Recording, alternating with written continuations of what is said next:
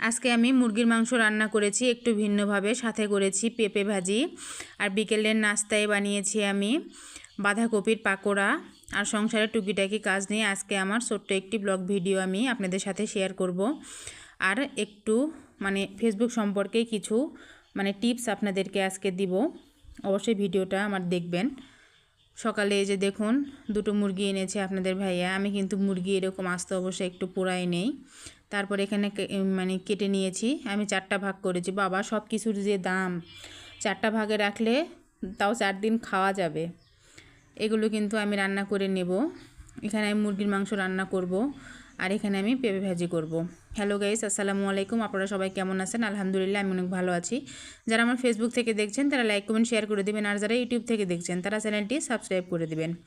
এখানে আমি পেঁয়াজ মরিচ ভেজে নিচ্ছি, সাথে দিয়ে দিলাম গরম মশলা আর জিরা দিয়ে আমি সুন্দর করে ভেজে নেব। ভেজে নিয়ে কিন্তু যা যা মশলা লাগে সব কিছুই আমি দিয়ে দেব। এখানে আমি দিয়ে দিলাম আদা রসুন বাটা। আজকে আমার জিরা গুঁড়া ছিল না গাইস, এই জন্য আমি গরম মশলার গুঁড়া দিয়েছি।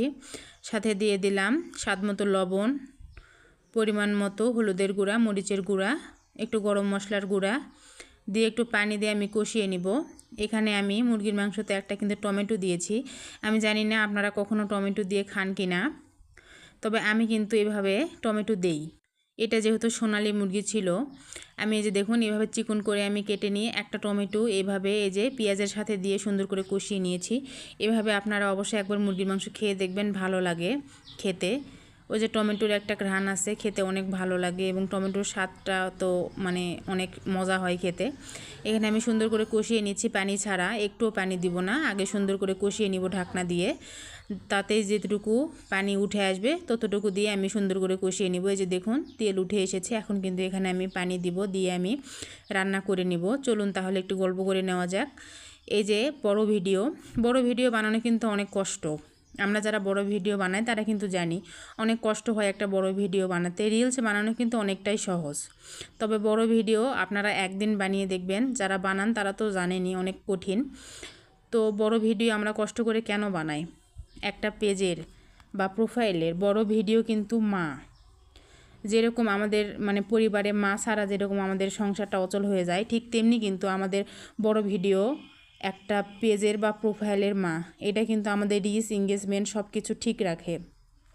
তাই আপনারা যারা বানাতে পারেন না, এখন তো বড় ভিডিও বানানো নিয়ে কোনো ধরাবাঁধা নিয়ম নেই, 15 সেকেন্ডের উপরেই বড় ভিডিও ধরা যায়। তাই আপনারা চেষ্টা করবেন যা নিয়েই ভিডিও করেন সেটা একটু বড় ভিডিও করবেন, 30 সেকেন্ড, 1 মিনিট, 1.5 মিনিট এরকম করবেন।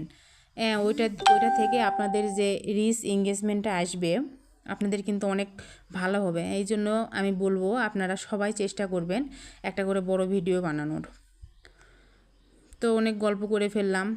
এই যে দেখুন রান্না আমার মুরগির মাংস হয়ে গেছে, আর এখানে আমার পেঁপে ভাজিটাও প্রায় কমপ্লিট হয়ে গেছে।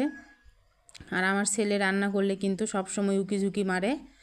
এই যে দেখুন বন্ধুরা, আমার কিন্তু সুন্দরভাবে রান্না কমপ্লিট হয়ে গেছে দুটাই। এদিকে রান্না কমপ্লিট করে দুপুরে খাওয়া দাওয়া কমপ্লিট করে এখানে বিকেলে ছেলে বলতেছে কিছু বানিয়ে দাও আম্মু। তো পাতাকপি বা বাঁধাকপি যে যেটাই বলেন, গ্রাম্য ভাষায় কিন্তু আমরা পাতাকপি বলে থাকি, কিন্তু এটা কিন্তু আসলে বাঁধাকপি। আমি আবার পাতাকপি বললে আমার ছেলে ভুল ধরে, বলে আম্মু তুমি কি লেখাপড়া করোনি, পাতাকপি কেন বলে, এটা তো বাঁধাকপি। তো এই যে দেখুন বাঁধাকপি কিন্তু আমি সাথে একটা ডিমও দিয়েছি, দিয়ে চালের গুঁড়া সব কিছু দিয়ে এভাবে করে নিয়ে এগুলোকে আমি আপনাদের ইচ্ছা মতো শেপ দিয়ে নেবেন। আমি এভাবেই ভেজে নিয়েছি। ভেজে নিয়ে আমি কিন্তু আমার ভিডিওটি আজকে এই পর্যন্তই বন্ধুরা। যদি আপনাদের ভালো লাগে লাইক কমেন্ট শেয়ার করুন।